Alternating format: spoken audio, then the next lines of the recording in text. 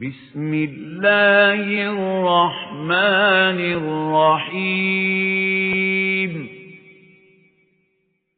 ألف لام را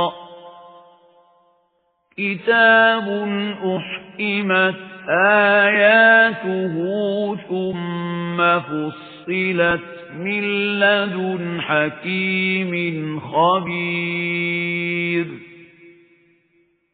ألا تعبدوا إلا الله إنني لكم منه نذير وبشير.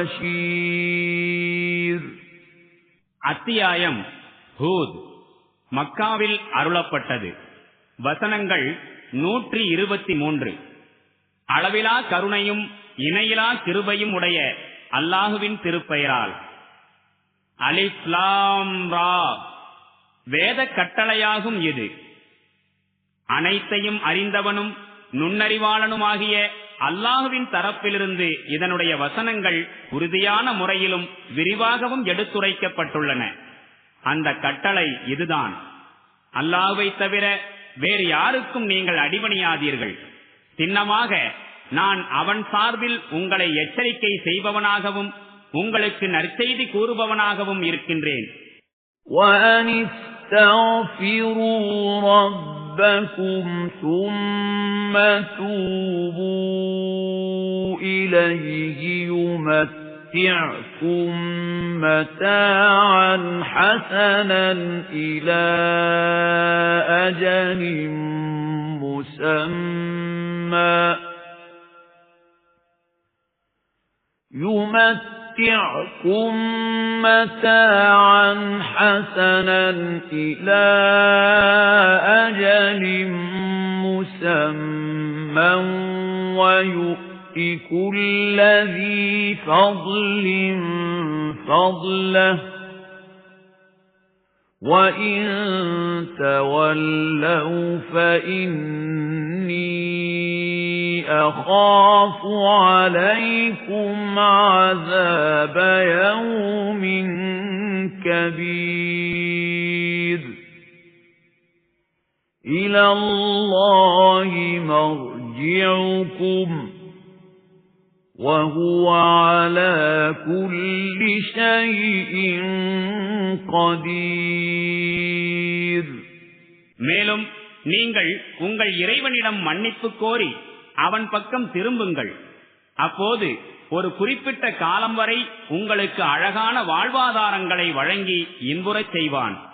மேலும் சிறப்புக்குரியவர் ஒவ்வொருவருக்கும் அவருடைய சிறப்புக்கேற்ப தன் அருளை வழங்குவான்.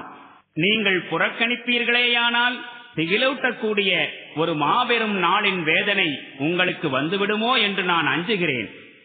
அல்லாஹுவிடமே நீங்கள் திரும்பி வர வேண்டியுள்ளது. மேலும் அவன் அனைத்தையும் செய்வதற்கு ஆற்றல் உள்ளவனாக இருக்கின்றான். ألا إنهم يثنون صدورهم ليستخفوا منه ألا حين يستغشون ثيابهم يعلم ما يسرون وما يعلنون إنه عليم بذات الصدور. பாருங்கள், அவருடைய பார்வையை விட்டு மறைந்து கொள்ள வேண்டும் என்பதற்காக இந்த மக்கள் தங்களுடைய நெஞ்சங்களை திருப்பிக் கொள்கிறார்கள்.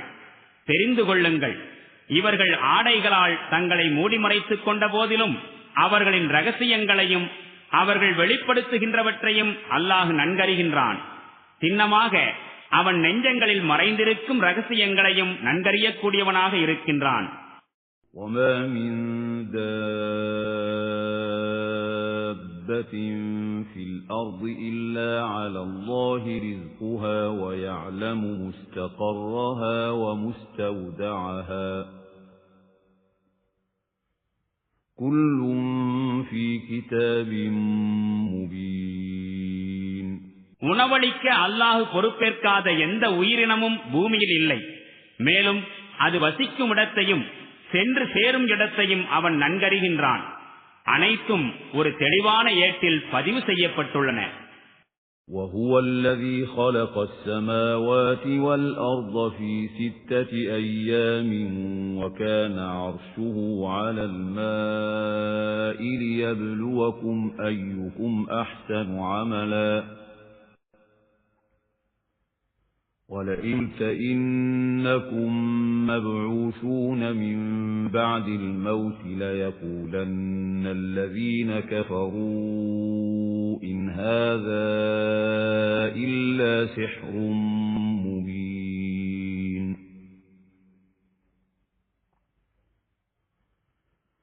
ولئن أخرنا عنهم العذاب إلى أمة معدودة ليقولن ما يحبسه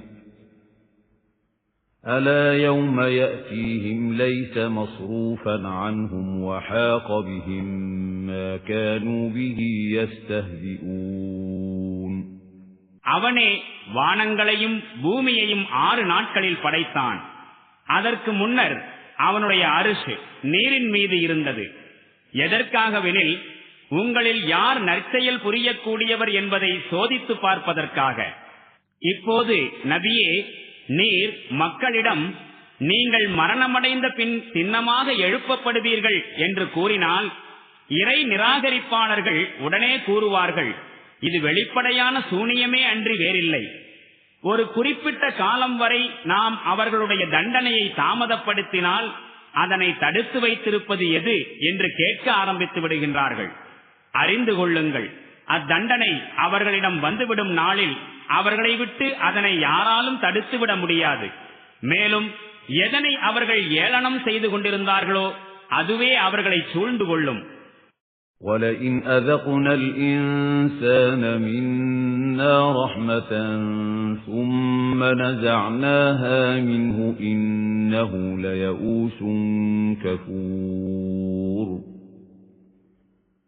وَلَئِنْ أَذَقْنَاهُ نَعْمَاءَ بَعْدَ ضَرَّاءَ مَسَّتْهُ لَيَقُولَنَّ ذَهَبَ السَّيِّئَاتُ عَنِّي إِنَّهُ لَفَرِحٌ فَخُورٌ. إِلَّا الَّذِينَ صَبَرُوا وَعَمِلُوا الصَّالِحَاتِ أُولَئِكَ لَهُم مَّغْفِرَةٌ وَأَجْرٌ كَبِيرٌ. மேலும் மனிதனுக்கு எப்போதேனும் நாம் நமது அருட்படையை வழங்கிய பிறகு அதனை அவனிடமிருந்து பறித்துக் கொண்டால் சின்னமாக அவன் நிராசையடைந்து விடுகின்றான். மேலும் நன்றி கெட்டவன் ஆகிவிடுகின்றான். மேலும் அவனுக்கு ஏற்பட்ட துன்பத்திற்கு பிறகு அவனுக்கு நாம் அருளை வழங்கி இன்புறச் செய்தால் துன்பங்கள் எல்லாம் என்னை விட்டு நீங்கிவிட்டன என்று கூறுகின்றான். பிறகு பூரிப்பில் கிடைத்தவனாகவும் அகந்தை கொண்டவனாகவும் ஆகிவிடுகின்றான். ஆனால் பொறுமையை மேற்கொண்டு நற்செயல்கள் புரிபவர்கள்தாம் இத்தகைய குறைபாடு இல்லாதவர்கள். அவர்களுக்குத்தான் மன்னிப்பும் பெரும் கூலியும் இருக்கின்றன.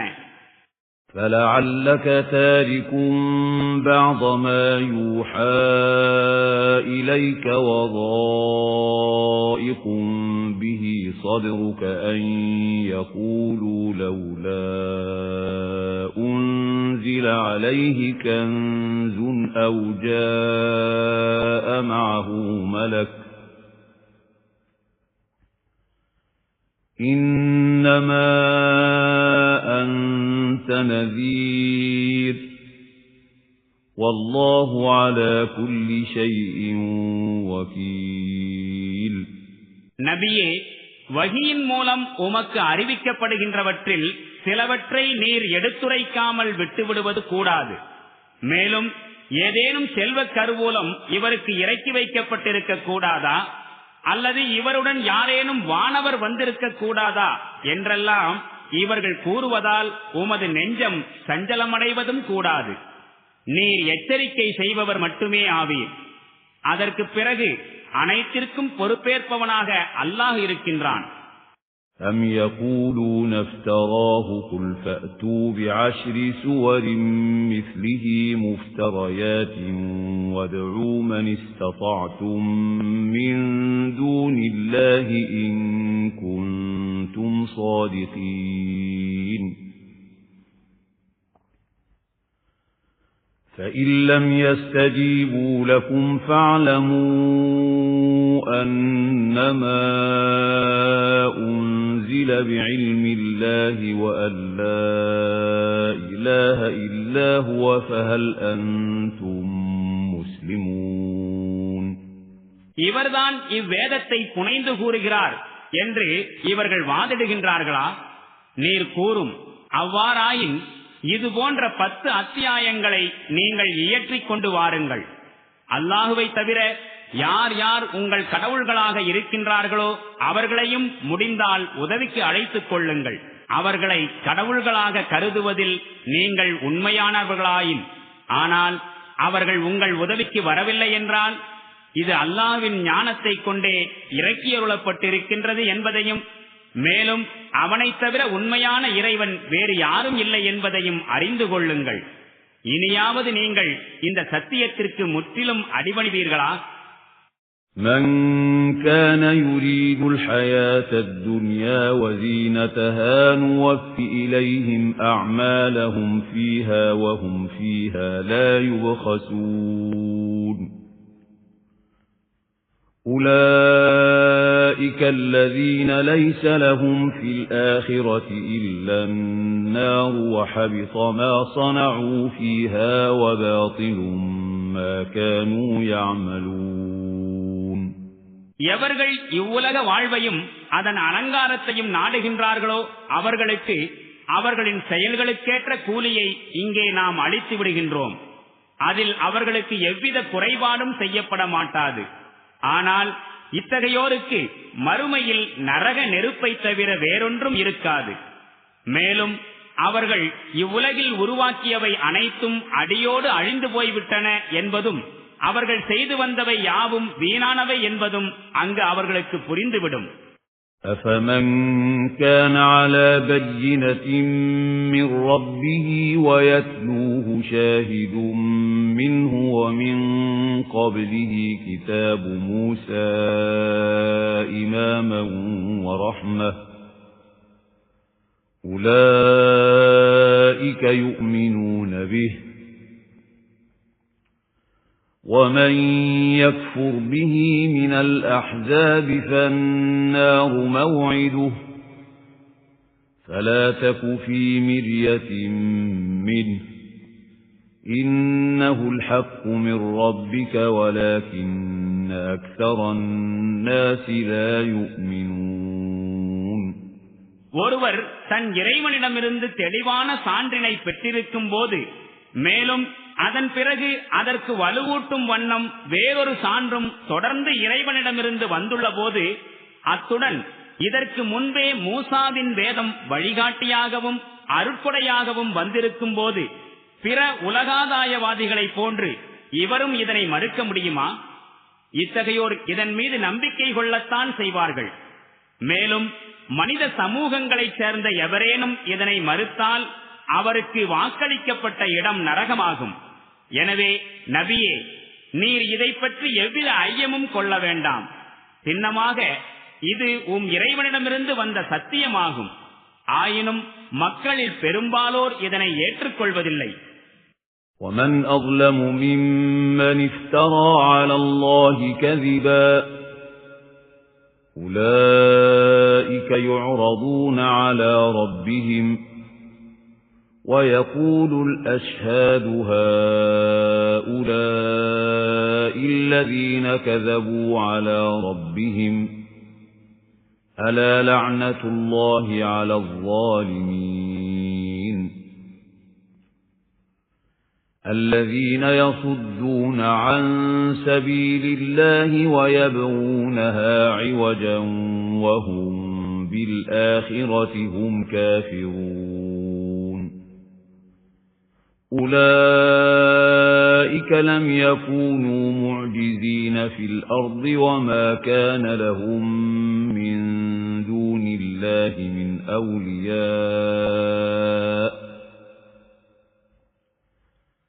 يضاعف لهم العذاب ما كانوا يستطيعون السمع وما كانوا يبصرون أولئك الذين خسروا أنفسهم وضل عنهم ما كانوا يفترون. அல்லாஹ்வின் மீது பொய்யை புனைந்து கூறுபவர்களை விட கொடிய அக்கிரமக்காரர்கள் யார்? இத்தகையோர் தம் இறைவனின் திருமுன் கொண்டு வரப்படுவார்கள். அப்போது சாட்சியாளர்கள் இவர்கள்தான் தம் இறைவன் மீது பொய்யை புனைந்துரைத்தவர்கள் என்று கூறுவார்கள். எச்சரிக்கை, இத்தகைய அக்கிரமக்காரர்கள் மீது அல்லாஹ்வின் சாபம் உண்டாகும். இந்த அக்கிரமக்காரர்கள் அல்லாஹ்வின் வழியில் செல்ல விடாமல் மக்களை தடுக்கின்றார்கள், அதனை கோணலாக்க விரும்புகின்றார்கள், மேலும் மறுமையை மறுக்கின்றார்கள். இப்புவியில் அல்லாஹுவை இயலாமையிலாக்கும் வலிமையை அவர்கள் பெற்றிருக்கவில்லை. மேலும் அல்லாஹுவுக்கு எதிராக அவர்களுக்கு உதவி புரிவோர் எவரும் இருக்கவில்லை. இப்போது இவர்களுக்கு 2 மடங்கு வேதனை அளிக்கப்படும். இவர்களால் எதையும் செவியுறவும் முடியவில்லை, எதுவும் இவர்களுக்கு புலப்படவும் இல்லை. இவர்கள் தமக்குத்தாமே இழப்பினை ஏற்படுத்திக் கொண்டவர்களாவர். மேலும் இவர்கள் தாமாக ஏற்படுத்திக் கொண்டிருந்த அனைத்தும் இவர்களை விட்டு மறைந்துவிடும். لا جرم أنهم في الآخرة هم الأخسرون إن الذين آمنوا وعملوا الصالحات وأخبتوا إلى ربهم أولئك أصحاب الجنة هم فيها خالدون.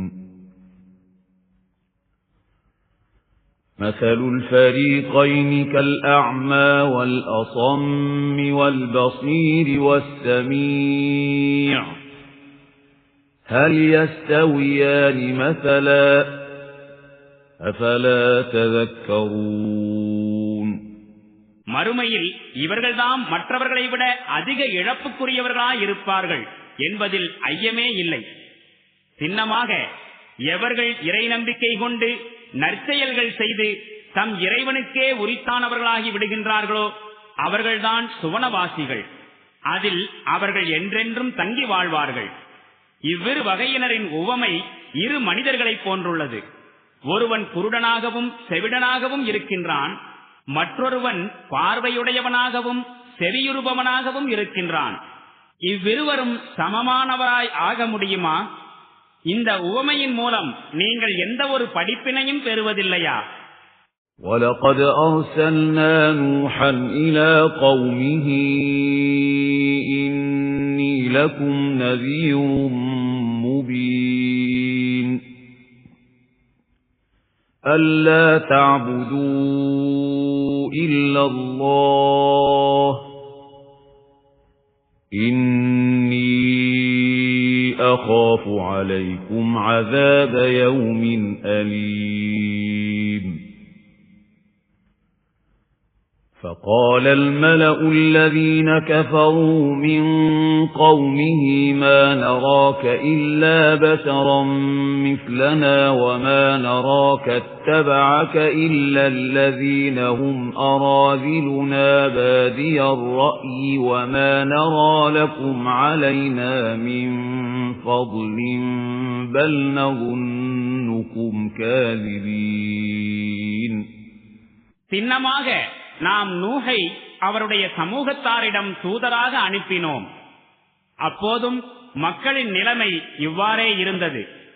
நூஹ் கூறினார், அல்லாஹ்வை தவிர வேறு யாருக்கும் நீங்கள் அடிபணியாதீர்கள் என்று நான் உங்களுக்கு தெளிவாக எச்சரிக்கை செய்பவன் ஆவேன். இல்லையானால் துன்புறுத்தும் நாளின் வேதனை உங்களை பிடித்துக் கொள்ளுமோ என்று நான் அஞ்சுகின்றேன். அவருடைய அறிவுரையை ஏற்க மறுத்த அவருடைய சமுதாய தலைவர்கள் கூறினார்கள், எங்களுடைய பார்வையில் நீர் எங்களைப் போன்ற ஒரு மனிதரே அன்றி வேறல்லர். மேலும் எங்களிடையே யார் மிகவும் இழிவானவர்களோ அவர்கள் மட்டுமே சிந்திக்காமல் உம்மை பின்பற்றுவதை பார்க்கின்றோம். ஆக எங்களை விட எவ்வித சிறப்பும் உமக்கு இருப்பதாக எங்களுக்கு தெரியவில்லை. உண்மையில் உங்களை பொய்யர்கள் என்றே நாங்கள் கருதுகின்றோம். قال يا قوم أرأيتم إن كنت على بينة من ربي وآتاني رحمة من عنده فعميت عليكم أنلزمكموها وأنتم لها كارهون ويا قوم لا أسألكم عليه مالا إن أجري إلا على الله وما أنا بطارد الذين آمنوا إنهم ملاقو ربهم ولكني أراكم قوما تجهلون. அதற்கு நூஹ் கூறினார், என் சமுதாயத்தினரே, கொஞ்சம் சிந்தித்துப் பாருங்கள். நான் என்னுடைய அதிபதியிடமிருந்து தெளிவான சான்றினை பெற்றுள்ளேன். மேலும் அவன் தனது தனிப்பட்ட அருளையும் எனக்கு வழங்கி இருக்கின்றான். ஆனால் அது உங்கள் பார்வைக்கு புலப்படுவதில்லை. நீங்கள் அதனை ஏற்றுக்கொள்வதுமில்லை எனில் நாம் அதனை வலிந்து உங்கள் மீது திணிக்க முடியுமா? மேலும் என் சமுதாயத்தினரே, இந்த பணிக்காக நான் உங்களிடம் எந்த பொருளும் கேட்கவில்லை. என்னுடைய கூலியோ அல்லாஹ்வின் பொறுப்பில் உள்ளது. மேலும் எவர்கள் எனது பேச்சை ஏற்றுக்கொண்டிருக்கிறார்களோ அவர்களை நான் விரட்டுபவன் அல்லன். சின்னமாக அவர்கள் தங்களுடைய இறைவனை சந்திக்க இருக்கின்றார்கள். ஆனால் நான் உங்களை அறியாமையில் உழன்று கொண்டிருக்கும் சமுதாயத்தினராய் பார்க்கின்றேன். وَيَا قَوْمِ مَنْ يَنْصُرُنِي مِنَ اللَّهِ إِنْ طَرَدتُّهُمْ أَفَلَا تَذَكَّرُونَ وَلَا أَقُولُ لَكُمْ عِنْدِي خَزَائِنُ اللَّهِ وَلَا أَعْلَمُ الْغَيْبَ وَلَا أَقُولُ إِنِّي مَلَكٌ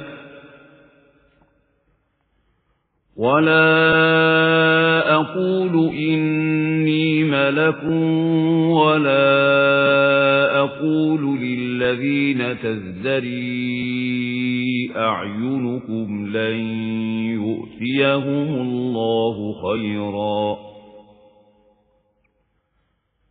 اللَّهُ أَعْلَمُ بِمَا فِي أَنفُسِهِمْ إِنِّي إِذًا لَّمِنَ الظَّالِمِينَ. மேலும் என் சமுதாயத்தினரே, நான் இவர்களை விரட்டிவிட்டால் அல்லாஹ்வின் பிடியிலிருந்து என்னை காப்பாற்றுபவர் யார்? இதை கூட நீங்கள் புரிந்து கொள்ள மாட்டீர்களா? மேலும் அல்லாஹ்வின் கருவூலங்கள் என்னிடம் உள்ளன என்றும் நான் மறைவானவற்றை அறிபவன் என்றும் உங்களிடம் கூறவில்லை. நான் ஒரு வானவர் என்றும் வாதிடவில்லை. மேலும் எவர்களை உங்கள் கண்கள் இழிந்தவர்களாய் காண்கின்றனவோ அவர்களை குறித்து அல்லாஹ் எந்த நன்மையையும் அவர்களுக்கு அளிக்கவில்லை என்றும் நான் கூற மாட்டேன். அவர்களின் நெஞ்சங்களில் உள்ளவற்றை அல்லாஹுதான் நன்கறிகின்றான். அவ்வாறு கூறினால் சின்னமாக நான் அக்கிரமக்காரனாகி விடுவேன். قالوا يا نوح قد جادلتنا فأكثرت جدالنا فأتنا بما تعدنا إن كنت من الصادقين. قال إنما يأتيكم به الله إن شاء وما أنتم بمعجزين ولا ينفعكم نصحي إن أردت أن أنصح لكم إن كان الله يريد أن يغويكم هو ربكم وإليه ترجعون. இறுதியில் அவர்கள், நூஹே, நீர் எங்களிடம் தர்க்கம் புரிந்து விட்டீர், அதுவும் அளவுக்கு அதிகமாக தர்க்கம் செய்து விட்டீர். நீர் உண்மையாளராயின் எந்த வேதனையை பற்றி எங்களை அச்சுறுத்திக் கொண்டிருக்கின்றீரோ அந்த வேதனையை எங்களிடம் கொண்டு வாரும் என்று கூறினார்கள். அதற்கு மறுமொழியாக நூஹ் கூறினார், அல்லாஹ் நாடினால் அவனே அதனை உங்களிடம் கொண்டு வருவான். அது வந்துவிட்டால் அதனை தடுத்து நிறுத்தும் அளவுக்கு நீங்கள் வலிமையுடையவர்கள் அல்ல. உங்களை வழிகேட்டில் ஆட்டிட வேண்டும் என்று அல்லாஹ் நாடியிருந்தால் உங்களின் நன்மைக்காக நான் எது கூறினாலும் அது உங்களுக்கு எவ்வித பலனையும் அளித்திட மாட்டாது. அவன்தான் உங்கள் இறைவன், அவன் பக்கமே நீங்கள் திரும்ப கொண்டு செல்லப்படுவீர்கள். أَمْ يَقُولُونَ افْتَرَاهُ قُلْ إِنِ افْتَرَيْتُهُ فَعَلَيَّ إِجْرَامِي وَأَنَا بَرِيءٌ مِّمَّا تُجْرِمُونَ. இதனை இவரே சுயமாக புனைந்துள்ளார் என்று நபியே இவர்கள் கூறுகின்றார்களா? நீர் கூறும், நானே இதனை சுயமாக புனைந்திருந்தால் நான் செய்த அந்த குற்றத்திற்கு நானே பொறுப்பாளி ஆவேன். ஆனால் நீங்கள் செய்யும் குற்றங்களுக்கு நான் பொறுப்பாளி அல்லன். وَأُوحِيَ إِلَى نُوحٍ أَنَّهُ لَن يُؤْمِنَ مِن قَوْمِكَ إِلَّا مَن قَدْ آمَنَ فَلَا تَبْتَئِسْ بِمَا كَانُوا يَفْعَلُونَ. وَاصْنَعِ الْفُلْكَ بِأَعْيُنِنَا وَوَحْيِنَا وَلَا تُخَاطِبْنِي فِي الَّذِينَ ظَلَمُوا إِنَّهُمْ مُغْرَقُونَ. மேலும் நூஹுக்கு இவ்வாறு வஹி அனுப்பப்பட்டது, உம்முடைய சமுதாயத்தினரில் எவர்கள் நம்பிக்கை கொண்டிருக்கின்றார்களோ அவர்களை தவிர இனி வேறெவரும் நம்பிக்கை கொள்ளப் போவதில்லை. எனவே அவர்களின் தவறான செயல்களுக்காக நீர் துயரப்பட வேண்டாம். மேலும் நமது கண்காணிப்பில் நம் கட்டளைக்கேற்ப ஒரு கப்பலை கட்டத் தொடங்குவீராக. மேலும் அநீதி இழைத்தவர்களுக்காக என்னிடம் பரிந்துரை செய்யாதீர், அவர்கள் அனைவரும் மூழ்கடிக்கப்படுபவர்களே ஆவர். وَيَصْنَعُ الْفُلْكَ وَكُلَّمَا مَرَّ عَلَيْهِ مَلَأٌ مِّن قَوْمِهِ سَخِرُوا مِنْهُ قَالَ إِن تَسْخَرُوا مِنَّا فَإِنَّا نَسْخَرُ مِنكُمْ كَمَا تَسْخَرُونَ. فَسَوْفَ تَعْلَمُونَ مَن يَأْتِيهِ عَذَابٌ يُخْزِيهِ وَيَحِلُّ عَلَيْهِ عَذَابٌ مُقِيمٌ. நூஹ் கப்பலை கட்டிக் கொண்டிருந்தார். அவருடைய சமுதாய தலைவர்களில் எவரேனும் அவரை கடந்து செல்லும் போதெல்லாம் அவரை ஏளனம் செய்தனர். அதற்கு அவர் கூறினார், நீங்கள் எங்களை பார்த்து ஏளனமாய் சிரிக்கின்றீர்கள் எனில் நீங்கள் சிரிப்பது போன்று நாங்களும் உங்களை குறித்து சிரித்துக் கொண்டிருக்கிறோம். இழிவுபடுத்தக்கூடிய வேதனைக்கு யார் ஆளாகப் போகின்றார் என்பதையும் தடுத்து நிறுத்த முடியாத வேதனை யார் மீது இறங்கப் போகின்றது என்பதையும் வெகு விரைவில் நீங்கள் அறிந்து கொள்வீர்கள். حَتَّى إِذَا جَاءَ أَمْرُنَا وَفَارَتِ النُّورُ قُلْ نَحْمِلُ فِيهَا مِن كُلٍّ زَوْجَيْنِ اثْنَيْنِ وَأَهْلَكَ إِلَّا مَن سَبَقَ عَلَيْهِ الْقَوْلُ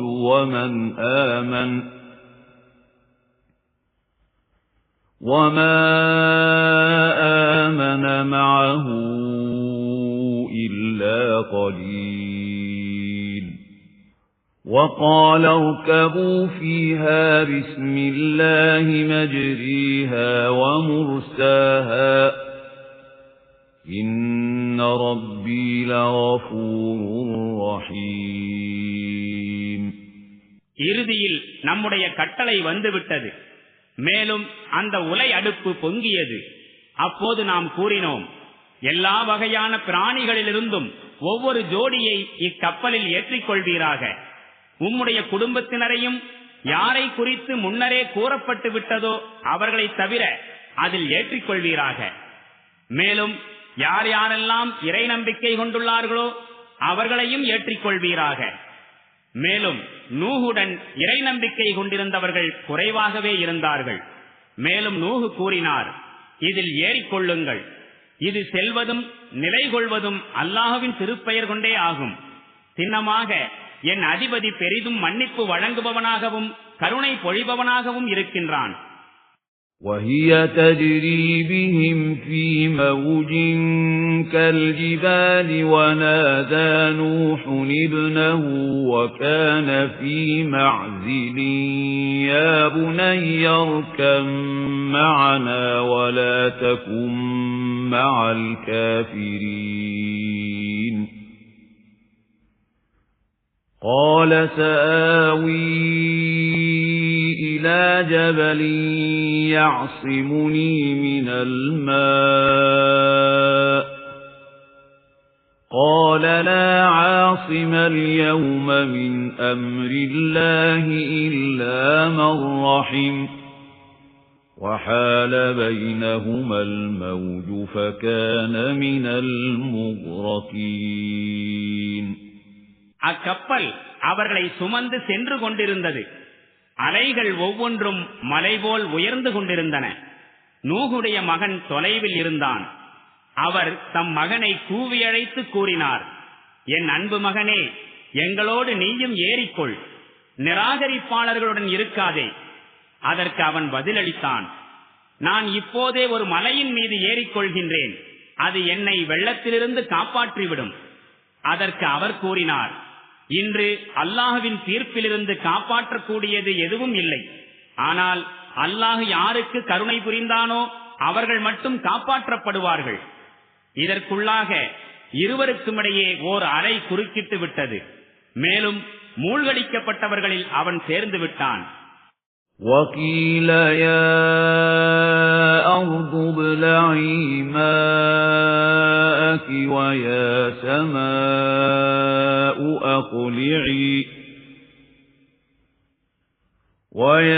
سَمَاءُ أَقْلِعِي وَغِيضَ الْمَاءُ وَقُضِيَ الْأَمْرُ وَاسْتَوَتْ عَلَى الْجُودِيِّ وَقِيلَ بُعْدًا لِلْقَوْمِ الظَّالِمِينَ பின்னர் பூமியே, உனது நீர் முழுவதையும் விழுங்கிவிடு, வானமே நிறுத்திக்கொள் என்று கட்டளையிடப்பட்டது. அவ்வாறே நீர் வற்றிவிட்டது.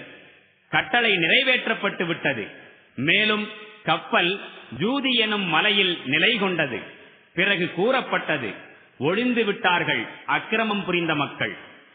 وَنَادَى نُوحٌ رَبَّهُ فَقَالَ رَبِّ إِنَّ ابْنِي مِنْ أَهْلِي وَإِنَّ وَعْدَكَ الْحَقُّ وَأَنْتَ أَحْكَمُ الْحَاكِمِينَ قَالَ يَا نُوحُ إِنَّهُ لَيْسَ مِنْ أَهْلِكَ إِنَّهُ عَمَلٌ غَيْرُ صَالِحٍ فَلَا تَسْأَلْنِ مَا لَيْسَ لَكَ بِهِ عِلْمٌ إِنِّي أَعِظُكَ أَن تَكُونَ مِنَ الْجَاهِلِينَ قَالَ رَبِّ إِنِّي أَعُوذُ بِكَ أَنْ أَسْأَلَكَ مَا لَيْسَ لِي بِهِ عِلْمٌ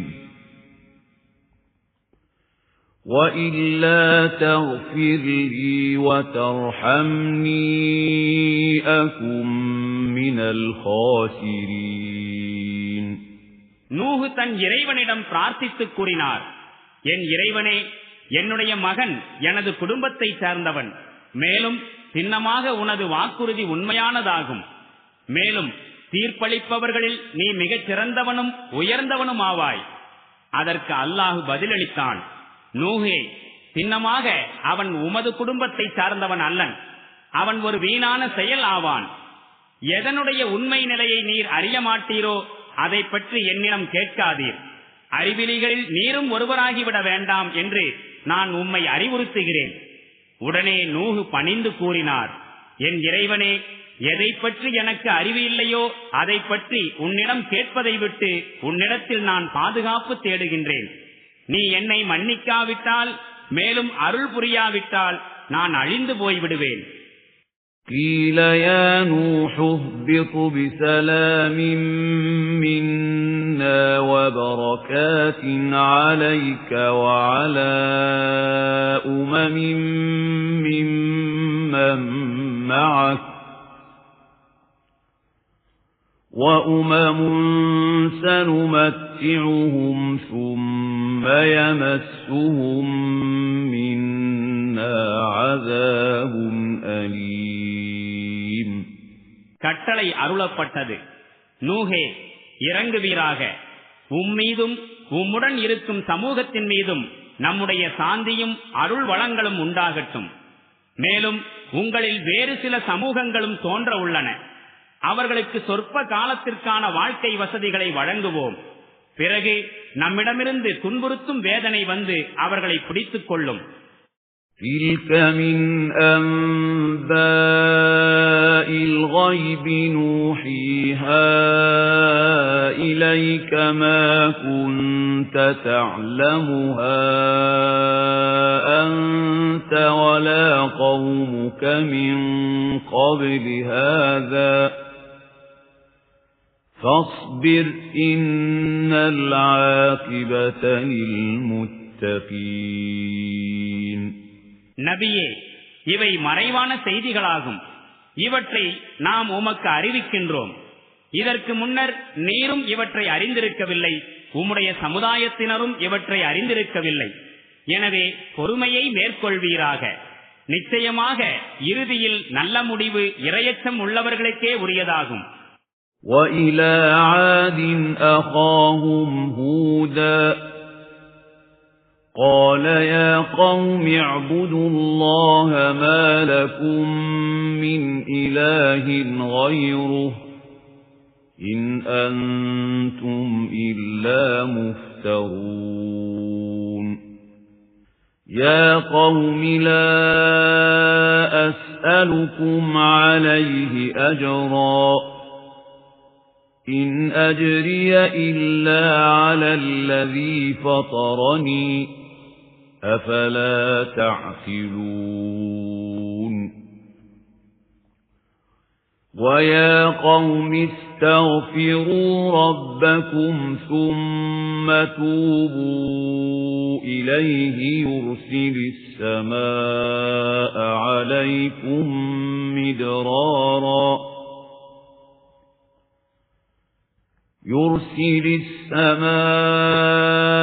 عَلَيْكُمْ مِدْرَارًا وَيَزِدْكُمْ قُوَّةً إِلَى قُوَّتِكُمْ وَلَا تَتَوَلَّوْا مُجْرِمِينَ. மேலும் ஆது சமுதாயத்தினரிடம் அவர்களின் சகோதரர் ஹூதை நாம் அனுப்பினோம். அவர் கூறினார், என் சமுதாயத்தவரே, நீங்கள் அல்லாஹ்வுக்கு அடிபணியுங்கள். அவனைத் தவிர உங்களுக்கு வேறு இறைவன் இல்லை. நீங்கள் பொய்யானவற்றைத்தான் கடவுள்களாக ஏற்படுத்தி வைத்திருக்கிறீர்கள். என் சமுதாயத்தினரே, இந்த பணிக்காக நான் உங்களிடம் எந்த பிரதிபலனையும் கோரவில்லை. என்னுடைய கூலி என்னை படைத்தவன் பொறுப்பில் உள்ளது. நீங்கள் சிந்தித்துணர்வதில்லையா? மேலும் என் சமுதாயத்தினரே, உங்கள் இறைவனிடம் மன்னிப்பு கோருங்கள். பின்னர் அவன் பக்கம் திரும்புங்கள். உங்கள் மீது மழையை அதிகமாக பொழியும்படி செய்வான். மேலும் உங்களுக்கு வலிமைக்கு மேல் வலிமையை வழங்குவான். எனவே நீங்கள் பாவம் புரிபவர்களாகி இறைவனுக்கு அடிபணிவதிலிருந்து முகம் திருப்பிக் கொள்ளாதீர்கள். قالوا يا هود ما جئتنا ببينة وما نحن بتاركي آلهتنا عن قولك وما نحن لك بمؤمنين إن نقول إلا اعتراك بعض آلهتنا بسوء قال إني أشهد الله واشهدوا أني بريء مما تشركون من دونه فكيدوني جميعا ثم لا تنظرون. அவர்கள் பதில் கூறினார்கள், ஹூதே, நீர் எங்களிடம் தெளிவான சான்று எதனையும் கொண்டு வரவில்லை. மேலும் நீர் கூறுவதால் நாங்கள் எங்களுடைய கடவுள்களை விட்டுவிடக் கூடியவர்கள் அல்லர். மேலும் உம்மீது நாங்கள் நம்பிக்கை கொள்பவர்களாகவும் இல்லை. எங்கள் கடவுள்களில் ஏதோ ஒரு கடவுள் உம்மை தாக்கியிருக்கிறது என்றே நாங்கள் கருதுகின்றோம். அதற்கு ஹூது கூறினார், அல்லாஹுவை தவிர மற்றவர்களை அவனுடைய இறைமையில் நீங்கள் இணையாக்குகின்றீர்கள். அவற்றுக்கும் எனக்கும் சின்னமாக எந்த தொடர்பும் இல்லை என்பதற்கு நான் அல்லாஹுவை சாட்சியாக்குகின்றேன். நீங்களும் சாட்சிகளாயிருங்கள். நீங்கள் அனைவரும் ஒன்று சேர்ந்து எனக்கெதிராக நடவடிக்கை மேற்கொள்வதில் எந்த குறையும் வைக்காதீர்கள். பிறகு சிறிதும் எனக்கு அவகாசம் அளிக்காதீர்கள். இன்னி தவக்கல்து அலல்லாஹி ரப்பி வ ரப்பிக்கும் மா மின் தாப்பத்தின் இல்லா ஹுவ ஆகிதும் பினாசியத்திஹா இன்ன ربي على صراط مستقيم فإن تولوا فقد أبلغتكم ما أرسلت به إليكم ويستخلف ربي قوما غيركم ولا تضرونه شيئا إن ربي على كل شيء حفيظ. சின்னமாக நான் என்னுடைய அதிபதியும் உங்களுடைய அதிபதியுமாகிய அல்லாஹுவையே முழுவதும் சார்ந்திருக்கின்றேன். எந்த உயிரினமானாலும் அதன் குடுமி அவனுடைய பிடியிலேயே உள்ளது. நிச்சயமாக என் இறைவன் நேரான வழியில் இருக்கின்றான். நீங்கள் புறக்கணித்தால் புறக்கணித்துக் கொள்ளுங்கள். எந்த தூது செய்தியுடன் நான் உங்களிடம் அனுப்பப்பட்டேனோ அதனை நான் உங்களுக்கு எடுத்துரைத்து விட்டேன். இனி என் இறைவன் உங்களுக்கு பகரமாக வேறொரு சமுதாயத்தினரை கொண்டு வருவான். நீங்கள் யாதொரு தீங்கும் அவனுக்கு இழைத்திட முடியாது. உறுதியாக என் இறைவன் அனைத்து பொருள்களையும் கண்காணிப்பவனாக இருக்கின்றான்.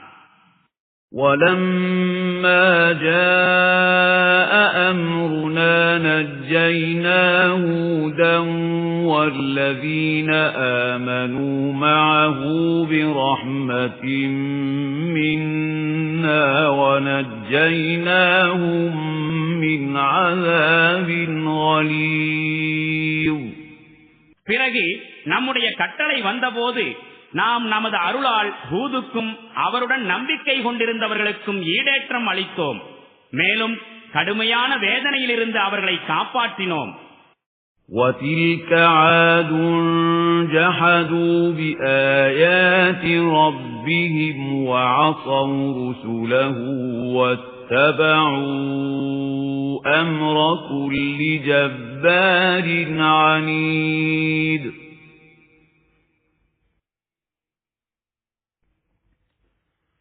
وَأُتْبِعُوا فِي هَذِهِ الدُّنْيَا لَعْنَةً وَيَوْمَ الْقِيَامَةِ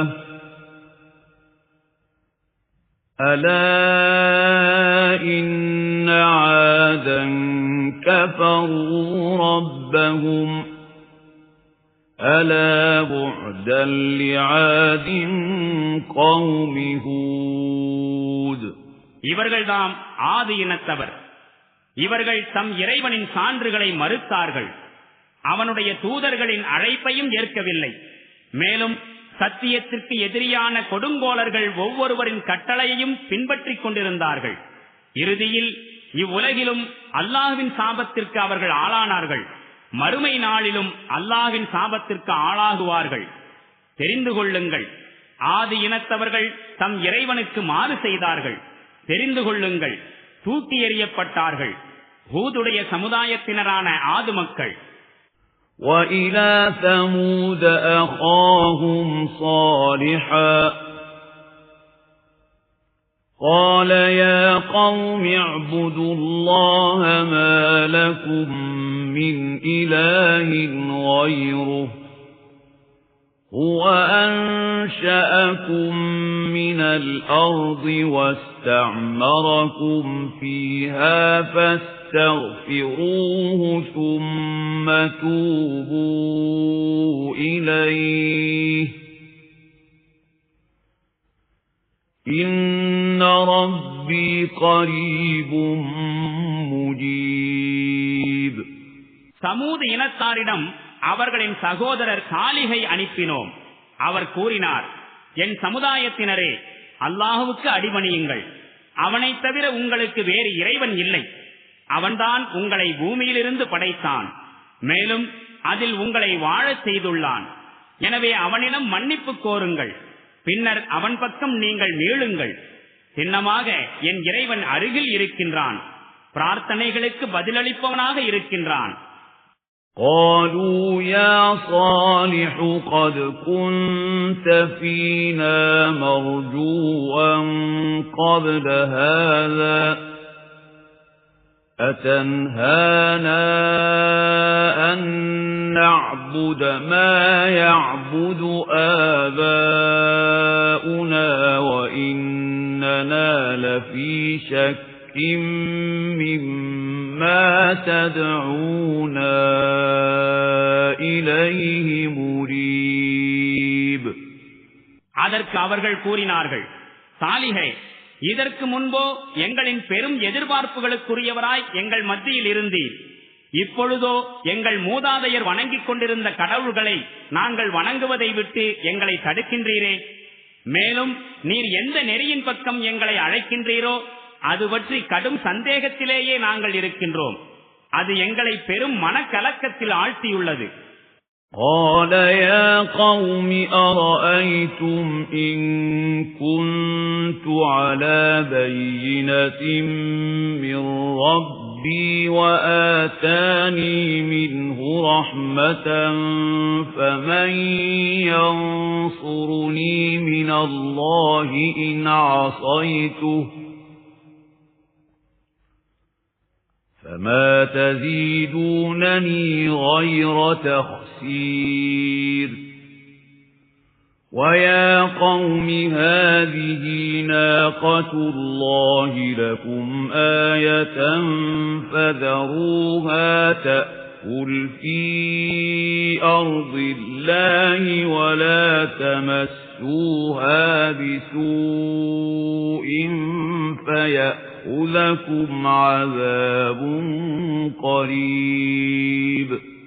அவர் கூறினார், என் சமுதாயத்தினரே, இதனையும் கொஞ்சம் சிந்தித்தீர்களா? நான் என்னுடைய அதிபதியிடமிருந்து தெளிவான ஒரு சான்றினை பெற்று அவன் தனது அருளையும் எனக்கு வழங்கி இருக்கும் நிலையில் நான் அவனுக்கு மாறு செய்தால் அல்லாஹ்வின் பிடியிலிருந்து என்னை காப்பாற்றுபவர் யார்?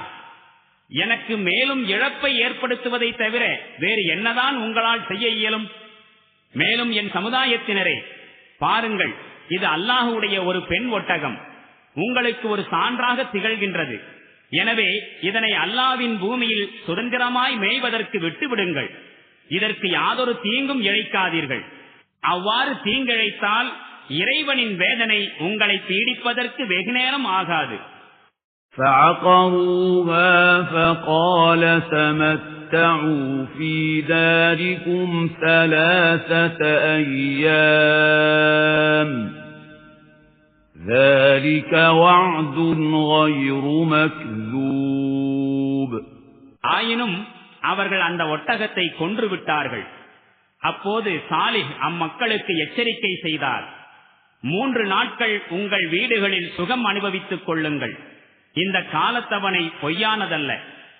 فَلَمَّا جَاءَ أَمْرُنَا نَجَّيْنَا صَالِحًا وَالَّذِينَ آمَنُوا مَعَهُ بِرَحْمَةٍ مِنَّا وَمِنْ خِزْيِ يَوْمِئِذٍ إِنَّ رَبَّكَ هُوَ الْقَوِيُّ الْعَزِيزُ. وَأَخَذَ الَّذِينَ ظَلَمُوا الصَّيْحَةُ فَأَصْبَحُوا فِي دِيَارِهِمْ جَاثِمِينَ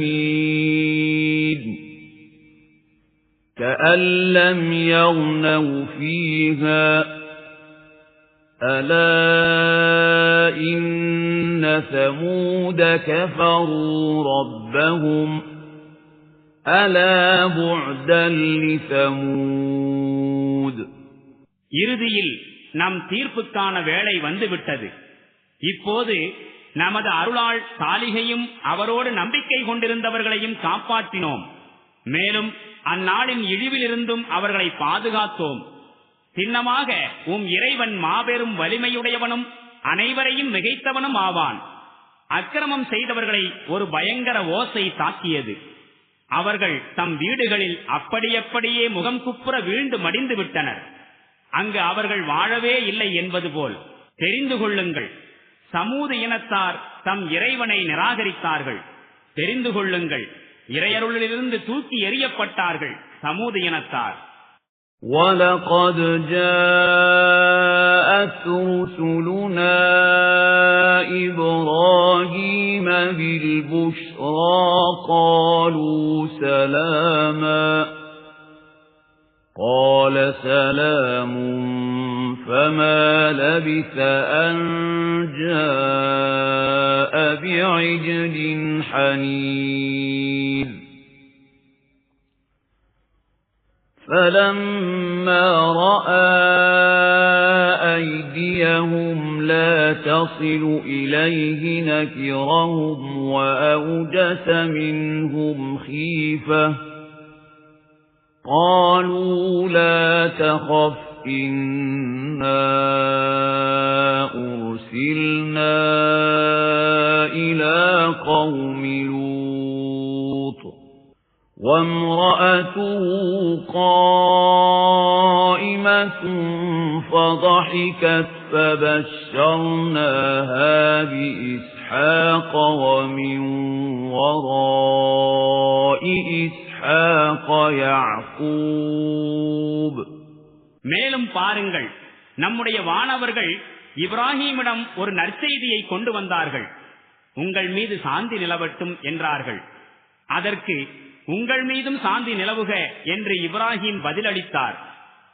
பிறகு சிறிது நேரத்திற்குள் அவர்களுக்கு விருந்தளிப்பதற்காக வறுத்த கன்றின் மாமிசத்தை கொண்டு வந்தார். ஆனால் அவர்களின் கரங்கள் உணவை தொடவே இல்லை என்பதை இப்ராஹீம் பார்த்தபோது அவர்களை பற்றி அவருக்கு சந்தேகம் ஏற்பட்டது. மேலும் அவர்களை கண்டு அவர் அஞ்சினார். அதற்கு அவ்வானவர்கள், நீர் அஞ்ச வேண்டாம், சின்னமாக நாங்கள் லூத் சமூகத்தாரின் பால் அனுப்பப்பட்டிருக்கின்றோம் என்று கூறினார்கள். அப்போது இப்ராஹீமுடைய மனைவியும் நின்று கொண்டிருந்தார். அவர் இதனை கேட்டதும் சிரித்தார். நாம் அவருக்கு இஸ்ஹாக்கு பிறக்கப் போவது பற்றியும் இஸ்ஹாக்குக்கு பின் யாக்கூபு பற்றியும் நற்செய்தி அறிவித்தோம். قالت يا ويلتى أألد وأنا عجوز وهذا بعلي شيخا إن هذا لشيء عجيب. قالوا أتعجبين من أمر الله رحمة الله وبركاته عليكم أهل البيت إنه حميد مجيد. அதற்கு அவர், அந்தோ என் துர்பாக்கியமே, நானும் முதியவனாகிவிட்டேன், என்னுடைய கணவனாகிய இவரும் முதுமை அடைந்து விட்டார். இந்நிலையில் எனக்கு குழந்தை பிறக்குமா? சின்னமாக இது ஒரு வியப்புக்குரிய விஷயமாயிருக்கிறது என்று கூறினார். வானவர்கள் கூறினார்கள், அல்லாஹுவின் கட்டளை குறித்து வியப்புறுகின்றீரா? இப்ராஹீமின் குடும்பத்தாரே, உங்கள் மீது அல்லாஹுவின் அருளும் அவனுடைய வாழ்த்துக்களும் பொழிந்து கொண்டிருக்கின்றன. நிச்சயமாக அல்லாஹு பெரும் புகழுக்குரியவனாகவும் பெரும் மாட்சிமை உடையவனாகவும் இருக்கின்றான். فَلَمَّا ذَهَبَ عَنْ إِبْرَاهِيمَ الرَّوْعُ وَجَاءَتْهُ البشرى يجادلنا في قوم لوط إن إبراهيم لحليم أواه منيب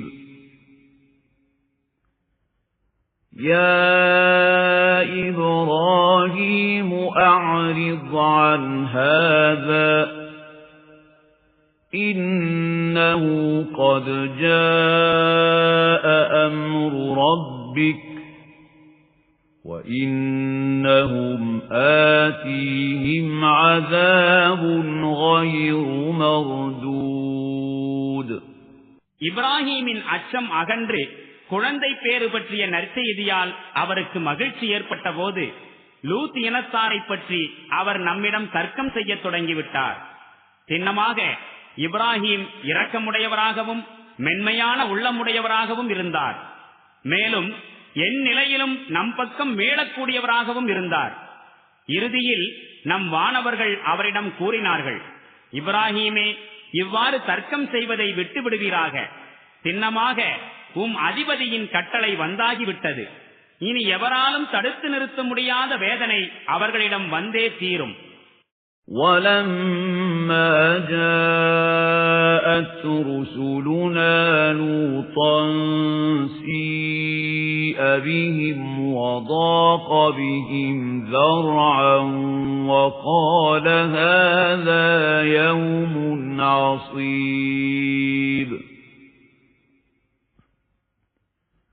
وَجَاءَهُ قَوْمُهُ يُهْرَعُونَ إِلَيْهِ وَمِنْ قَبْلُ كَانُوا يَعْمَلُونَ السَّيِّئَاتِ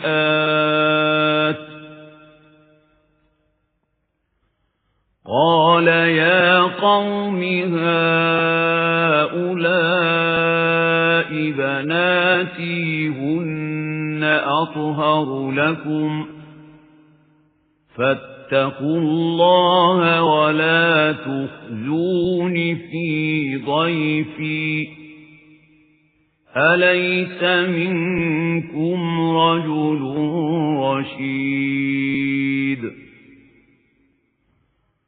قَالُوا لَقَدْ عَلِمْتَ مَا لَنَا فِي بَنَاتِكَ مِنْ حَقٍّ وَإِنَّكَ لَتَعْلَمُ مَا نُرِيدُ மேலும் நம்முடைய வானவர்கள் லூத்திடம் வந்தபோது அவர் பீதியடைந்தார். மேலும் மனவேதனைக்குள்ளானார். மேலும் கூறலானார், இது துன்பமானதொரு நாளாகும். இந்த விருந்தாளிகளை கண்டதும் அவருடைய சமுதாயத்தினர் அவரது வீட்டை நோக்கி விரைந்தோடி வந்தார்கள். அவர்கள் முன்பே தீய செயல்களை செய்து கொண்டிருந்தார்கள். லூத் அவர்களிடம் கூறினார், என்னுடைய சமுதாயத்தினரே, இதோ என்னுடைய பெண்மக்கள் இருக்கின்றனர். அவர்கள் உங்களுக்கு மிகவும் தூய்மையானவர்களாவர். நீங்கள் அல்லாஹ்வுக்கு அஞ்சுங்கள். என் விருந்தாளிகள் விஷயத்தில் என்னை கேவலப்படுத்தாதீர்கள். நேர்மையான சிந்தனை கொண்டவர் உங்களில் யாரும் இல்லையா? அதற்கு அவர்கள், உம்முடைய பெண்மக்கள் எங்களுக்கு தேவையில்லை என்பதை நீர் நன்கு அறிவீர். மேலும் நாங்கள் எதை விரும்புகின்றோம் என்பதையும் சின்னமாக நீர் அறிவீர் என்று பதிலளித்தார்கள்.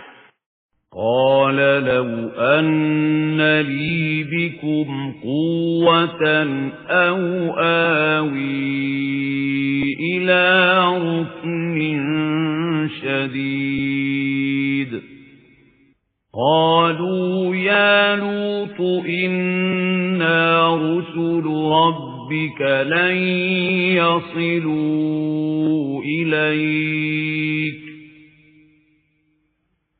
فَأَسْرِ بِأَهْلِكَ بِقِطْعٍ مِنَ اللَّيْلِ وَلَا يَلْتَفِتْ مِنكُمْ أَحَدٌ إِلَّا امْرَأَتَكَ إِنَّهُ مُصِيبُهَا مَا أَصَابَهُمْ إِنَّ مَوْعِدَهُمُ الصُّبْحُ أَلَيْسَ الصُّبْحُ بِقَرِيبٍ அதற்கு லூத், அந்தோ உங்களை திருத்துகின்ற அளவுக்கு என்னிடம் வலிமை இருந்திருக்க கூடாதா? அல்லது நான் புகலிடம் பெறும் அளவுக்கு ஒரு வலிமை மிக்க துணை எனக்கு இருந்திருக்க கூடாதா என்று கூறினார். அப்போது வானவர்கள் அவரிடம் கூறினார்கள், லூத்தே, சின்னமாக நாங்கள் இறைவனால் அனுப்பப்பட்ட வானவர்களாவோம். இவர்கள் உமக்கு எவ்வித தீங்கும் அளித்திட முடியாது. எனவே இரவின் ஒரு பகுதி இருக்கும் போது நீர் உம்முடைய குடும்பத்தை அழைத்துக் கொண்டு சென்றுவிடும். உங்களில் எவரும் பின்னால் திரும்பி பார்க்க வேண்டாம். ஆனால் உம்முடைய மனைவியை உம்மிடம் அழைத்துச் செல்ல வேண்டாம். ஏனெனில் எந்த வேதனை இம்மக்களை பீடிக்கப் போகிறதோ அந்த வேதனை சின்னமாக அவளையும் பீடிக்கப் போகிறது. இவர்களை அழிப்பதற்காக நிர்ணயிக்கப்பட்ட நேரம் அதிகாலையாகும். அதிகாலை வருவதற்கு வெகு நேரமாயிருக்கிறது.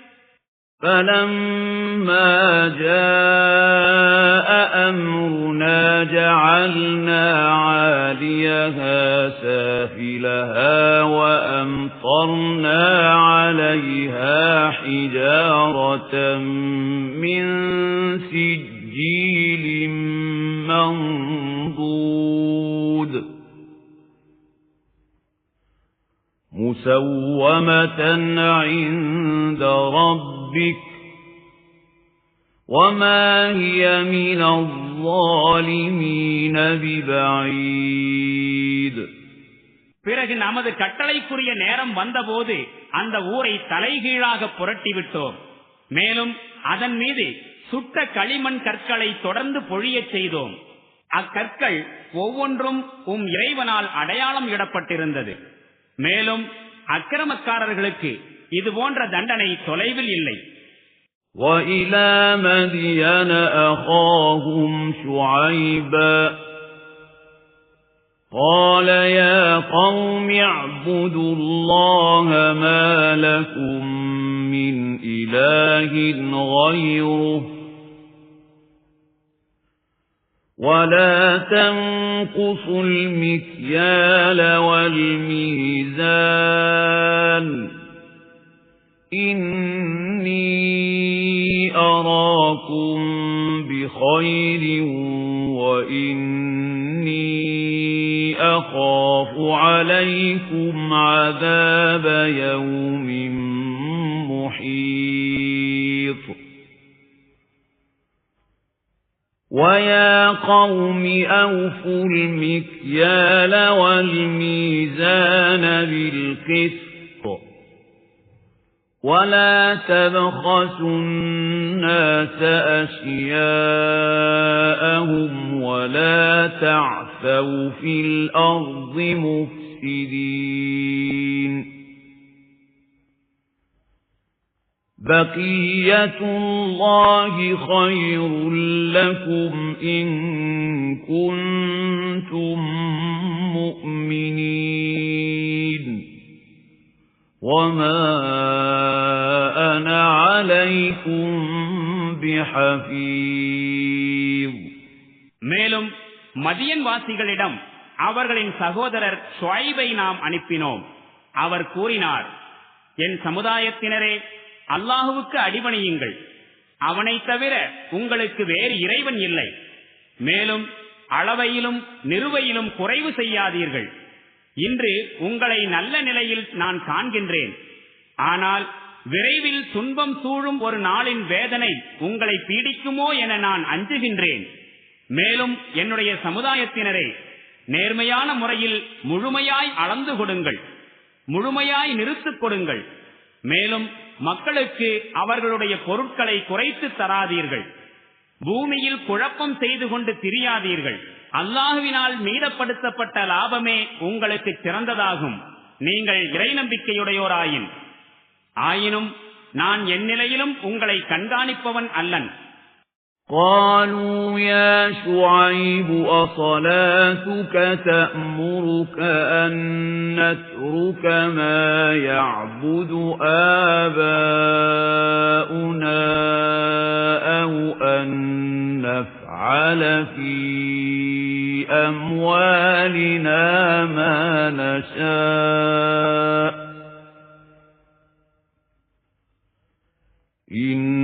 إنك لأنت الحليم الرشيد.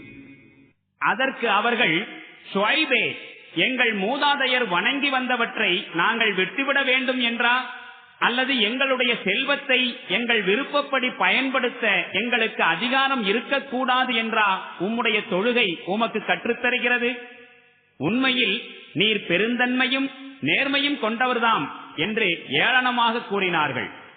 قال يا قوم أرأيتم إن كنت على بينة من ربي ورزقني منه رزقا حسنا وما أريد أن أخالفكم إلى ما أنهاكم عنه إن أريد إلا الإصلاح ما استطعت وما توفيقي إلا بالله عليه توكلت وإليه أنيب.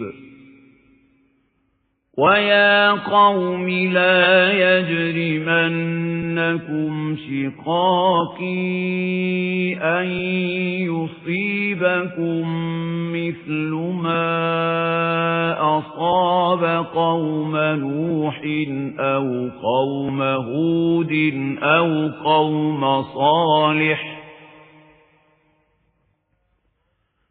وَمَا قَوْمُ لُوطٍ مِّنكُمْ بِبَعِيدٍ. وَاسْتَغْفِرُوا رَبَّكُمْ ثُمَّ تُوبُوا إِلَيْهِ إِنَّ رَبِّي رَحِيمٌ وَدُودٌ. அதற்கு ஷுஐப் கூறினார், என்னுடைய சமுதாயத்தினரே, நீங்களே சற்று சிந்தியுங்கள். நான் என் இறைவனிடமிருந்து தெளிவான சான்றினை பெற்றிருக்கின்றேன். அத்துடன் அவன் தன் சார்பிலிருந்து தூய்மையான உணவையும் எனக்கு வழங்கி இருக்கின்றான். அதற்கு பிறகும் உங்களுடைய தவறான செயல்களிலும் தடுக்கப்பட்டவற்றை உண்பதிலும் உங்களோடு எவ்வாறு நான் கூட்டு சேர முடியும்? மேலும் எவற்றை செய்ய வேண்டாம் என்று உங்களை நான் தடுக்கின்றேனோ அவற்றை நான் செய்வதற்கு ஒருபோதும் விரும்புவதில்லை.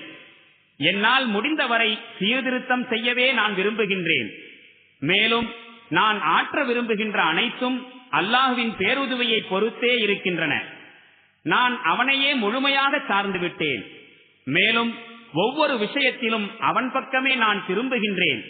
மேலும் என் சமுதாயத்தினரே, என்னோடு நீங்கள் கொண்டுள்ள பிணக்கும் பகைமையும் நூஹுடைய சமுதாயத்தினரை அல்லது ஹூது மற்றும் சாலிஹுடைய சமுதாயத்தினரை பீடித்தது போன்ற வேதனையில் உங்களையும் கொண்டு போய் சேர்த்துவிடக் கூடாது. மேலும் லூத் சமூகத்தினரோ உங்களிலிருந்து வெகு தூரத்தில் இல்லை. எனவே உங்கள் இறைவனிடம் மன்னிப்பு கேளுங்கள், பிறகு அவன் பக்கம் மீளுங்கள். சின்னமாக என் இறைவன் கருணை பொழிபவனாகவும் தன் படைப்பினங்கள் மீது பேரன்பு கொண்டவனாகவும் இருக்கின்றான். قالوا يا شعيب ما نفقه كثيرا مما تقول وإنا لنراك فينا ضعيفا ولولا رهطك لرجمناك وما أنت علينا بعزيز. அதற்கு அவர்கள் பதிலளித்தார்கள், ஷுஐபே, நீர் கூறுகின்ற பெரும்பாலான விஷயங்கள் எங்களுக்கு புரிவதில்லை. மேலும் எங்களுக்கிடையே நீர் வலிமை குன்றியவராக இருப்பதைத்தான் நாங்கள் காண்கிறோம். உம்முடைய குடும்பத்தார் இல்லை என்றால் எப்பொழுதோ உம்மை கல்லெறிந்து கொன்றிருப்போம். மேலும் நாங்கள் உம்மை மதிக்கும் அளவுக்கு நீர் எங்களிடையே வலிமையுடையவர் அல்லர். قال يا قوم أرهطي أعز عليكم من الله واتخذتموه وراءكم ظهريا إن ربي بما تعملون محيط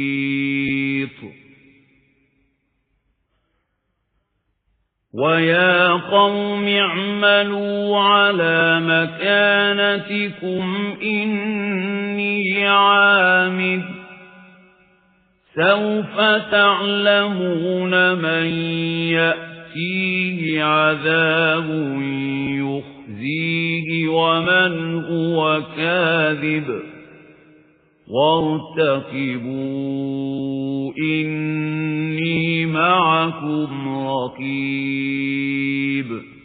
ஷுஐப் கூறினார், என் சமுதாயத்தினரே, அல்லாஹுவை விட என்னுடைய குடும்பத்தார்களையா அதிக வலிமையுள்ளவர்களாக நீங்கள் கருதுகிறீர்கள்? என்னுடைய குடும்பத்தாருக்கு அஞ்சுகின்றீர்கள், ஆனால் அல்லாஹுவை அலட்சியமாக புறக்கணித்து விட்டீர்கள். சின்னமாக என்னுடைய அதிபதி நீங்கள் செய்கின்றவற்றை சூழ்ந்தறிந்தவனாக இருக்கின்றான். என் சமுதாயத்தினரே, நீங்கள் உங்கள் வழியில் செயல்பட்டுக் கொண்டிருங்கள், நான் எனது வழியில் செயல்பட்டுக் கொண்டிருப்பேன்.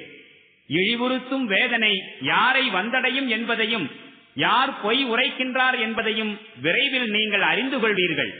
எனவே நீங்களும் எதிர்பார்த்துக் கொண்டிருங்கள், நானும் உங்களுடன் எதிர்பார்த்துக் கொண்டிருக்கின்றேன். وَلَمَّا جَاءَ أَمْرُنَا نَجَّيْنَا شُعَيْبًا وَالَّذِينَ آمَنُوا مَعَهُ بِرَحْمَةٍ مِنَّا وَأَخَذَتِ الَّذِينَ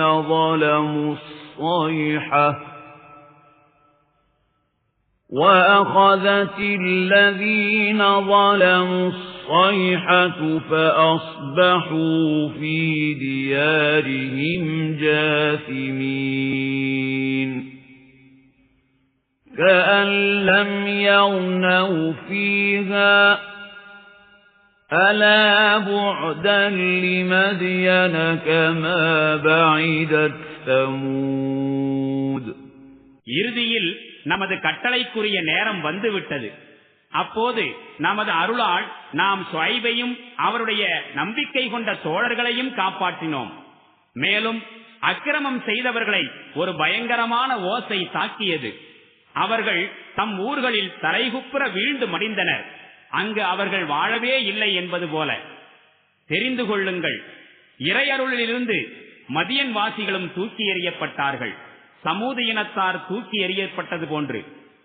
وَلَقَدْ أَرْسَلْنَا مُوسَى بِآيَاتِنَا وَسُلْطَانٍ مُبِينٍ إِلَى فِرْعَوْنَ وَمَلَئِهِ فَاتَّبَعُوا أَمْرَ فِرْعَوْنَ وَمَا أَمْرُ فِرْعَوْنَ بِرَشِيدٍ يَقْدُمُ قَوْمَهُ يَوْمَ الْقِيَامَةِ فَأَوْرَدَهُمُ النَّارَ وَبِئْسَ الْوِرْدُ الْمَوْرُودُ وَأُتْبِعُوا فِي هَذِهِ لَعْنَةً وَيَوْمَ الْقِيَامَةِ بِئْسَ الرِّفْدُ الْمَرْفُودُ. மேலும் மூசாவை ஃபிரௌன் மற்றும் அவனுடைய அரசு பிரமுகர்களிடம் நம் சான்றுகளுடனும் தூதுத்துவத்திற்கான வெளிப்படையான அத்தாட்சியுடனும் நாம் அனுப்பி வைத்தோம். ஆயினும் அம்மக்கள் ஃபிரௌனுடைய கட்டளையையே பின்பற்றினார்கள். அவனுடைய கட்டளை நேர்மையற்றதாக இருந்த போதிலும் மறுமை நாளில் அவன் தன் சமுதாயத்தினர் அனைவரையும் விட முன்னணியில் இருப்பான். மேலும் தன் தலைமையில் அவர்களை நரகத்தில் கொண்டு போய் சேர்ப்பான். சேரும் இடங்களில் எத்துணை கொடிய இடமாகும் அது. மேலும் அம்மக்கள் மீது இம்மையிலும் சாபம் ஏற்பட்டது, மறுமையிலும் ஏற்பட்டே தீரும். வழங்கப்படும் வெகுமதிகளில் எத்துணை மோசமான வெகுமதி இது. ذلك من أنباء القرى نقصه عليك منها قائم وحصيد وما ظلمناهم ولكن ظلموا أنفسهم فما أغنت عنهم آلهتهم التي يدعون من دون الله من شيء لما جاء أمر ربك وما زادوهم غير تتبيب. இவை சில ஊர்களைப் பற்றிய வரலாறுகளாகும். அவற்றை நாம் உமக்கு எடுத்துச் சொல்கின்றோம். அவற்றில் சில இன்றும் இருக்கின்றன, சில முற்றிலும் அழிந்துவிட்டன.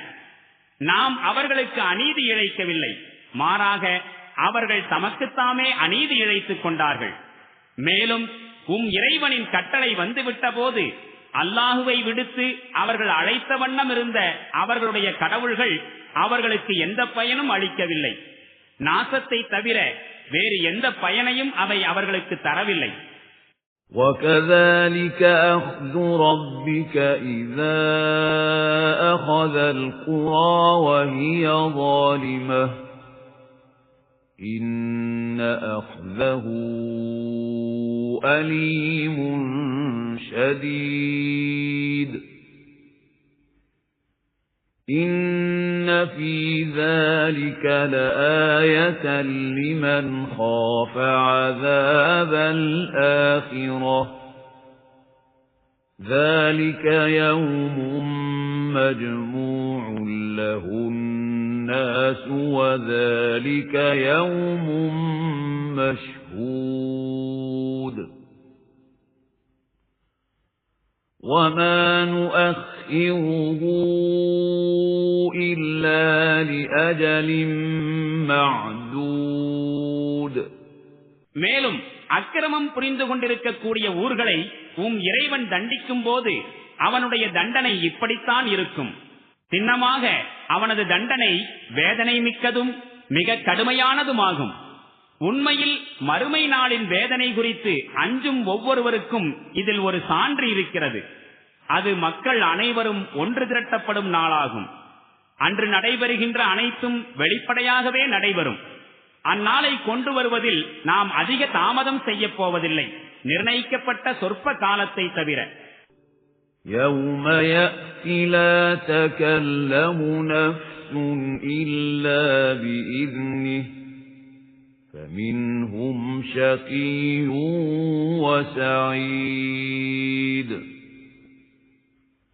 فَأَمَّا الَّذِينَ شَقُوا فَفِي النَّارِ لَهُمْ فِيهَا زَفِيرٌ وَشَهِيقٌ خَالِدِينَ فِيهَا مَا دَامَتِ السَّمَاوَاتُ وَالْأَرْضُ إِلَّا مَا شَاءَ رَبُّكَ إِنَّ رَبَّكَ فَعَّالٌ لِمَا يُرِيدُ. அந்நாள் வரும்போது இறைவனின் அனுமதியின்றி எந்த மனிதனும் பேச முடியாது. பிறகு அவர்களில் சிலர் துர்பாக்கியவான்களாகவும் வேறு சிலர் நற்பேருடையவர்களாகவும் இருப்பார்கள். எவர்கள் துர்பாக்கியவான்களோ அவர்கள் நரகம் செல்வார்கள். அங்கு வெப்பம் மற்றும் தாகத்தின் கடுமையால் மூச்சிறைக்க கூச்சலிடுவார்கள், கதறுவார்கள். வானங்களும் பூமியும் இருக்கும் காலமெல்லாம் அங்கு அவர்கள் அதே நிலையிலேயே கிடப்பார்கள். ஆனால் அந்நிலையை மாற்ற இறைவன் நாடினாலே தவிர தான் நாடுவதை செய்வதற்கு முழு அதிகாரம் உள்ளவனாக அவன் இருக்கின்றான். وَأَمَّا الَّذِينَ سُعِدُوا فَفِي الْجَنَّةِ خَالِدِينَ فِيهَا مَا دَامَتِ السَّمَاوَاتُ وَالْأَرْضُ إِلَّا مَا شَاءَ رَبُّكَ عطاء غير مجذوذ. மேலும் எவர்கள் நற்பேருடையவர்களோ அவர்கள் சுவனம் செல்வார்கள். வானங்களும் பூமியும் இருக்கும் காலமெல்லாம் அங்கே அவர்கள் நிலையாக தங்கி வாழ்வார்கள். ஆனால் அந்நிலையை மாற்ற இறைவன் நாடினாலே தவிர முடிவுறாத அருட்கொடைகள் அங்கு அவர்களுக்கு கிடைத்துக் கொண்டே இருக்கும். فلا تك في مرية مما يعبد هؤلاء ما يعبدون إلا كما يعبد آباؤهم من قبل وإنا لموفوهم نصيبهم غير منقوص. எனவே நபியே, இவர்கள் வணங்கிக் கொண்டிருக்கும் கடவுள்கள் குறித்து நீர் சற்றும் சந்தேகம் கொள்ள வேண்டாம். இவர்களோ முன்பு தம் மூதாதையர் எவ்வாறு ஆராதனை செய்து வந்தார்களோ அவ்வாறே கண்மூடித்தனமாக ஆராதனை செய்து வருகிறார்கள். மேலும் சின்னமாக நாம் இவர்களுக்குரிய பங்கினை யாதொரு குறைவுமின்றி நிறைவாக கொடுப்போம். وَلَقَدْ آتَيْنَا مُوسَى الْكِتَابَ فَاخْتُلِفَ فِيهِ وَلَوْلَا كَلِمَةٌ سَبَقَتْ مِنْ رَبِّكَ لَقُضِيَ بَيْنَهُمْ وَإِنَّهُمْ لَفِي شَكٍّ مِّنْهُ مُرِيبٍ. وَإِنَّ كُلًّا لَّمَّا لَيُوَفِّيَنَّهُمْ رَبُّكَ أَعْمَالَهُمْ إِنَّهُ بِمَا يَعْمَلُونَ خَبِيرٌ. நாம் இதற்கு முன்பு மூசாவுக்கும் வேதத்தை அருளி இருக்கின்றோம். அது குறித்தும் கருத்து முரண்பாடு கொள்ளப்பட்டது. இன்று உமக்கு அருளப்பட்டிருக்கும் இந்த வேதத்தை ஏற்பதில் கருத்து முரண்பாடு கொள்ளப்படுவதை போன்று இறைவனிடம் முன்னரே ஒரு விஷயம் முடிவு செய்யப்படாதிருந்தால் கருத்து முரண்பாடு கொண்டவர்களுக்கிடையே எப்போதோ தீர்ப்பு வழங்கப்பட்டிருக்கும். உண்மை யாதெனில் இவர்கள் இதனை குறித்து கடும் சந்தேகத்தில் இருக்கிறார்கள். மேலும் மனக்கலக்கத்தில் ஆழ்ந்துள்ளார்கள். மேலும் இறைவன் இவர்கள் ஒவ்வொருவருக்கும் அவர்களின் செயல்களுக்குரிய கூலியை நிறைவாக கொடுத்தே தீருவான். சின்னமாக அவன் அவர்களின் செயல்கள் அனைத்தையும் நன்கறிந்தவனாயிருக்கின்றான். فَاسْتَقِمْ كَمَا أُمِرْتَ وَمَنْ تَابَ مَعَكَ وَلَا تَطْغَوْا إِنَّهُ بِمَا تَعْمَلُونَ بَصِيرٌ. وَلَا تَرْكَنُوا إِلَى الَّذِينَ ظَلَمُوا فَتَمَسَّكُمُ النَّارُ وَمَا لَكُمْ مِنْ دُونِ اللَّهِ مِنْ أَوْلِيَاءَ ثُمَّ لَا تُنصَرُونَ. எனவே நபியே, நீரும் நிராகரிப்பையும் கீழ்ப்படியாமையையும் கைவிட்டு நம்பிக்கை மற்றும் கீழ்ப்படிதலின் பக்கம் திரும்பிய உம்முடைய தோழர்களும் உங்களுக்கு கட்டளையிடப்பட்டது போன்று நேரான வழியில் நிலைத்திருங்கள். மேலும் அடிபணிவதற்கான வரம்புகளை மீறிவிடாதீர்கள். நீங்கள் செய்து கொண்டிருக்கும் அனைத்தையும் சின்னமாக உங்கள் இறைவன் பார்த்து கொண்டிருக்கிறான். இந்த அக்கிரமக்காரர்களின் பக்கம் சிறிதும் சாய்ந்து விடாதீர்கள். அவ்வாறு சாய்ந்தால் நரக நெருப்பு உங்களை சூழ்ந்து கொள்ளும். மேலும் அல்லாஹ்விடமிருந்து உங்களை பாதுகாப்பவர்கள் யாரும் இருக்க மாட்டார்கள். பிறகு எங்கிருந்தும் உங்களுக்கு உதவி கிடைக்காது. وَأَقِمِ الصَّلَاةَ طَرَفَيِ النَّهَارِ وَزُلَفًا مِنَ اللَّيْلِ إِنَّ الْحَسَنَاتِ يُذْهِبْنَ السَّيِّئَاتِ ذَلِكَ ذِكْرَى لِلذَّاكِرِينَ. وَاصْبِرْ فَإِنَّ اللَّهَ لَا يُضِيعُ أَجْرَ الْمُحْسِنِينَ. سنين மேலும் பகலின் இரு ஓரங்களிலும் இரவு சிறிது கழிந்த நேரத்திலும் தொழுகையை நிலைநாட்டுவீராக. சின்னமாக நன்மைகள் தீமைகளை களைந்து விடுகின்றன. அல்லாஹுவை நினைவு கூர்கின்றவர்களுக்கு இது ஓர் நினைவூட்டியாகும். மேலும் பொறுமையை கைக்கொள்வீராக. நற்செயல்கள் புரிவோரின் கூலியை சின்னமாக அல்லாஹு வீணாக்குவதில்லை.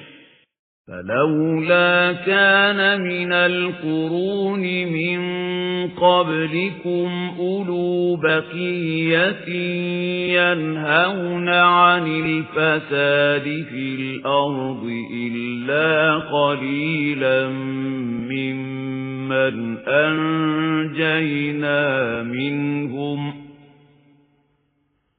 واتبع الذين ظلموا ما أترفوا فيه وكانوا مجرمين.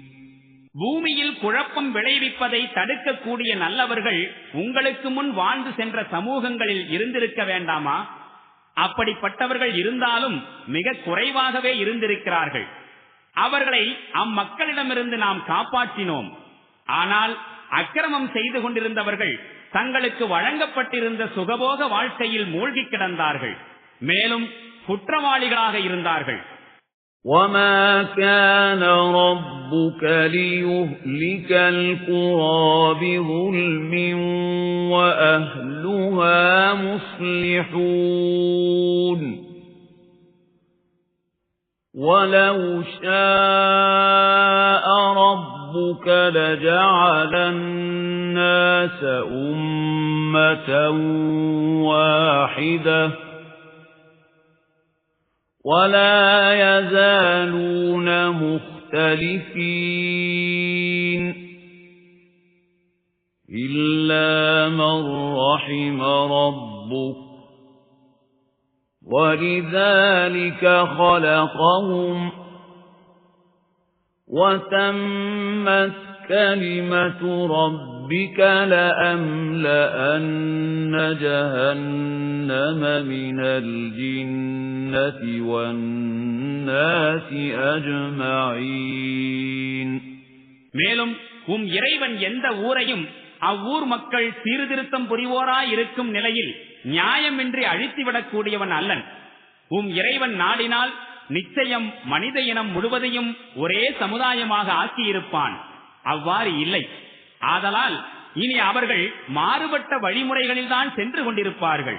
மேலும் இறைவன் எவர்கள் மீது கருணை புரிந்தானோ அவர்கள் மட்டுமே மாறுபட்ட வழியில் செல்வதிலிருந்து விலகி இருப்பார்கள்.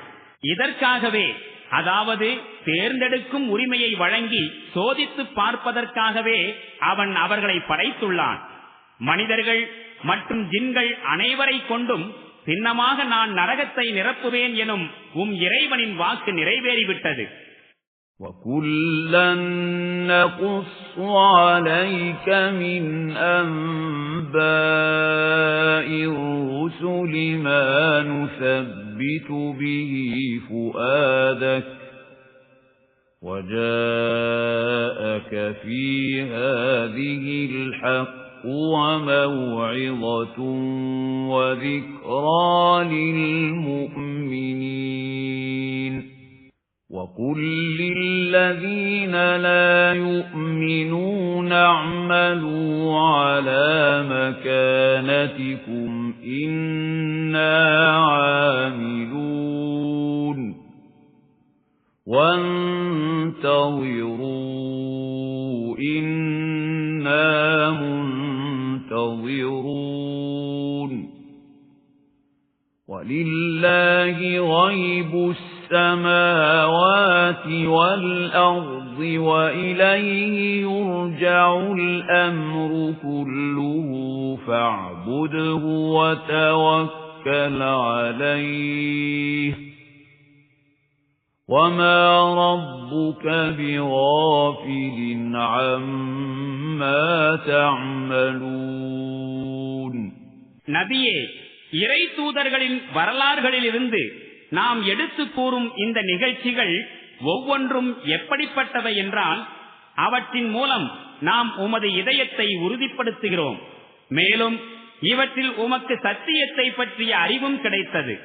இறை நம்பிக்கையாளர்களுக்கு இவற்றில் அறிவுரையும் நினைவூட்டலும் இருக்கின்றன. ஆனால் நம்பிக்கை கொள்ளாதவர்களை நோக்கி நீர் கூறும், நீங்கள் உங்கள் வழியில் செயல்பட்டுக் கொண்டிருங்கள், நாங்கள் எங்கள் வழியில் செயல்பட்டுக் கொண்டிருக்கிறோம். விளைவை நீங்களும் எதிர்பார்த்திருங்கள், நாங்களும் எதிர்பார்த்துக் கொண்டிருக்கின்றோம். வானங்கள் பூமி ஆகியவற்றில் மறைந்துள்ள அனைத்தும் அல்லாஹ்வின் அதிகாரத்திற்குட்பட்டனவாகும். மேலும் அனைத்து விவகாரங்களும் அவனிடமே திரும்ப கொண்டு வரப்படுகின்றன. எனவே நபியே, நீர் அவனுக்கே அடிபணிவீராக, மேலும் அவனையே முழுவதும் சார்ந்திருப்பீராக. நீங்கள் செய்து கொண்டிருப்பவை அனைத்தையும் இறைவன் கவனிக்காமல் இல்லை.